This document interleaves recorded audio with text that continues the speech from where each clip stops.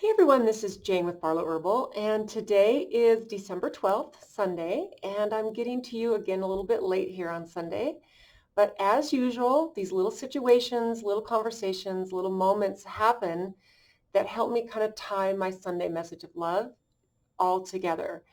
So one of the first things that happened is I got a text from a very, very good friend. Today is her birthday, and she wanted to stop in and say hi.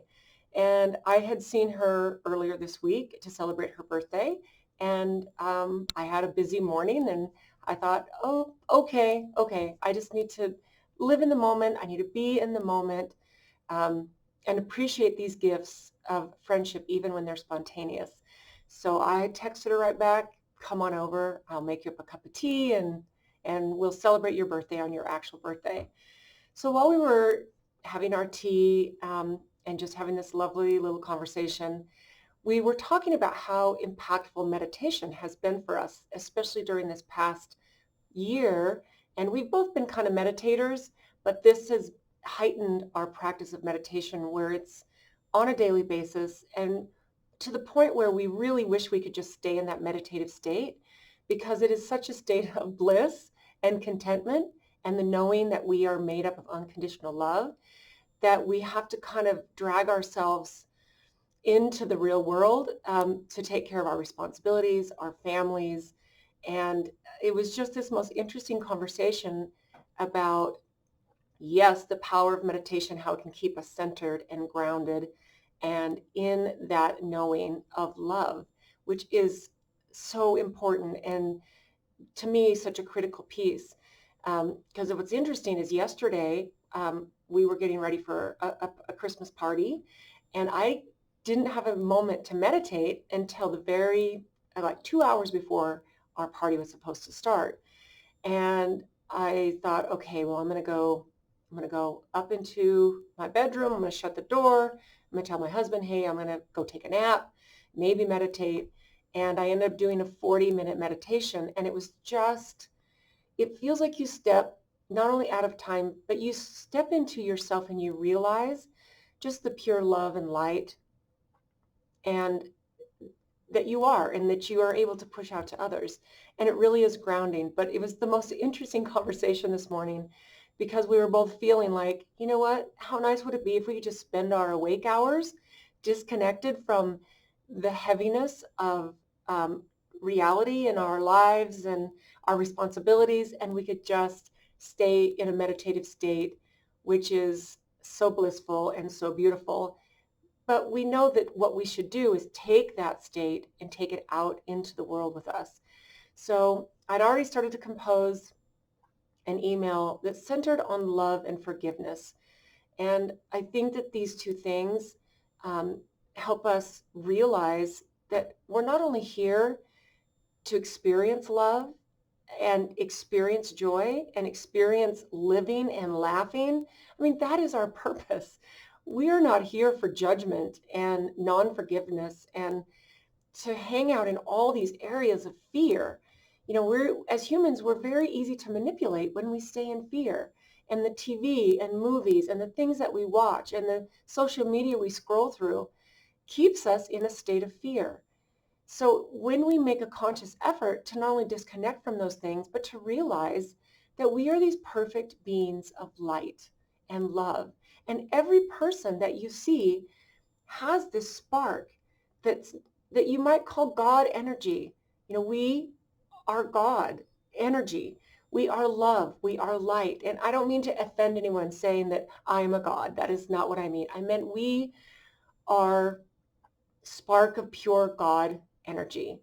And I have watched many and read many interesting documentaries and books about people who experience near-death experiences. And they talk about how what we are is we are the essence of God. And we are pure, unconditional love. And over the years, as I've read these accounts, and sometimes I'll come back to them just to remind me, okay, we don't need to wait until we die to realize that we are pure, unconditional love. And every single person that we look at and we are in this life with is the same thing. And if we view them as that, it makes it super, super easy to simply let go and forgive. And we also need to remember that we need to give forgiveness to ourselves. Every single person is in a situation where it takes two. It takes two people to create a situation that requires forgiveness. So rather than maybe being the victim in a situation, maybe someone did something to you. Instead of staying in the victim mode, forgive yourself for whatever needs to be forgiven, because the only person that you really hurt, and you've heard this before, is yourself.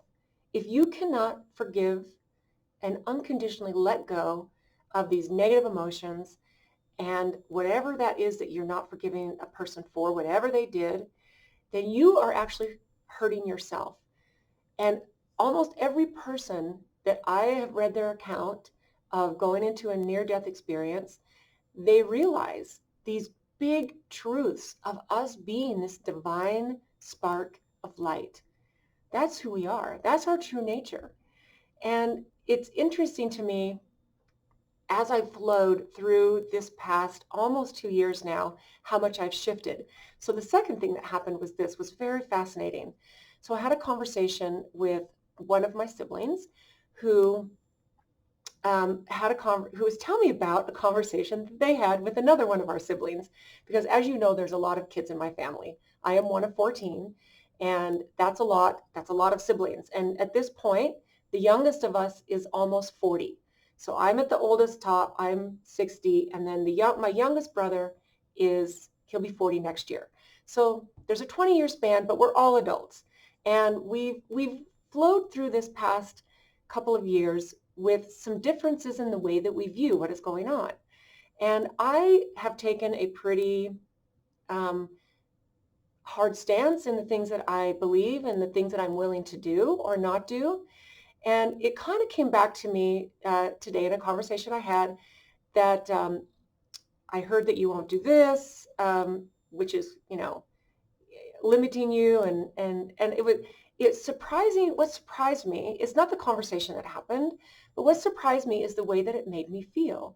It made me feel like I was being judged by my siblings. And the interesting thing is this conversation happened after I had tea with my friend today. So I'd composed this lovely email after so much thought and so much meditation came through with what I was wanting to talk about today, with the forgiveness and the love and just the non-judgment that we have. And so in that moment, in this conversation with my sibling, I had this kind of heavy feeling on my chest, like I was being judged. And I didn't hear the conversation, and I only heard part, and it didn't even have anything to do with me. If I really, so it took me a minute. It took me just a minute to think, okay, what am I trying to do to this situation? Am I trying to make it more than it is? Am I trying to think I have to stand up for what I am standing up for? I have to justify this to not just my siblings, but anyone else. And I realized, oh, okay, this is this human piece of me that we want to be loved and accepted and non-judged, not just by everyone, but by the people that we love the most. And that was what I was feeling. So the first thing I did, and I think this is simply because I had just had all these beautiful thoughts about forgiveness of self and non-judgment and unconditional love. So the first thing I did is I forgave myself for jumping to a conclusion that I had no business jumping to. I had no business doing that. I'm confident and at peace with the decisions that I've made on how I'm living my life through this incredibly evolving, interesting time in human history. I am 100% at peace with it. And I realized at that moment, it's like, okay, there's that human piece that I'm grateful for, but it just gave me this epiphany of every moment we have to be aware of our thoughts and our emotions and how they affect us and how they affect our health.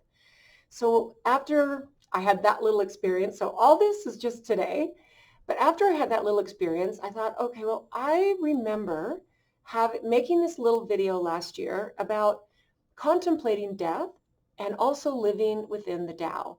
And I thought I went back through the videos on the YouTube channel and I thought, well, maybe this would be a good one to share because I was kind of feeling like, I don't know if I am up for recording another video. I got to fix my hair and get my makeup going and whatever. So I went back and I found this video. It's called Contemplating Death and Living Within the Tao. And I did this video in July of 2020. And it's not a very long video. I think it's 10 or 11 minutes. And I watched it and I thought, I was hoping that it would be very relevant to today's email message. But what I found is that, holy cow, even though there's some really beautiful things in that video, I am a completely different person than I was in July of 2020.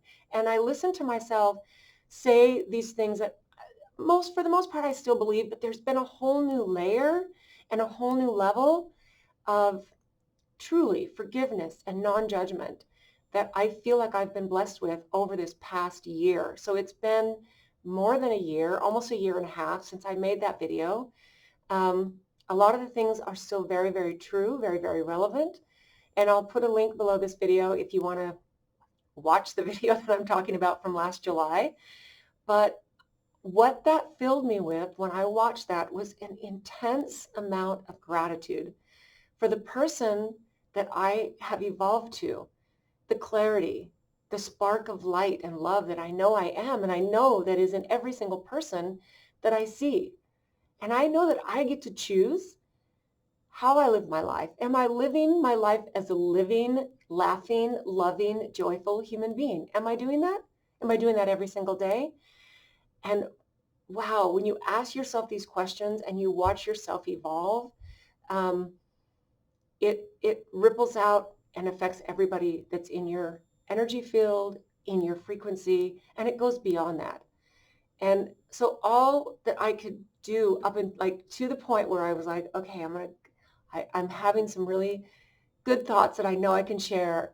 Like even now, I just feel this overwhelming, open heart, unconditional love. And I will tell you, it's the only way to walk through this. And it makes life not just pleasant, but it makes your human body healthy and strong because I'm not vibrating in fear. I'm not vibrating in judgment. And I have these moments where they come in and I'm like, oh, my feelings got hurt over that. I'm judging someone by saying when they said that, or I'm watching someone do that I don't agree with. I get to look at these moments and I get to realize them for what they are. And then I get to go, that doesn't serve me in the state that I want to live in. And then I get to wrap it up in a little ball after I process it and I get to release it and let it go. And wow, I'm telling you, this is the way to not only move through the rest of 2021, which we have, about 2.5 weeks, but to move into 2022, which I believe is going to be an extremely pivotal year for human beings. And the goal is to be awake, aware, and to be vibrating with that spark of light that's inside of you that you know is there, and to pay attention to those moments that are giving you moments of clarity and moments of a lesson of why we're here. And to me, this is the biggest gift that humanity can even ask for. So I hope you have a beautiful day.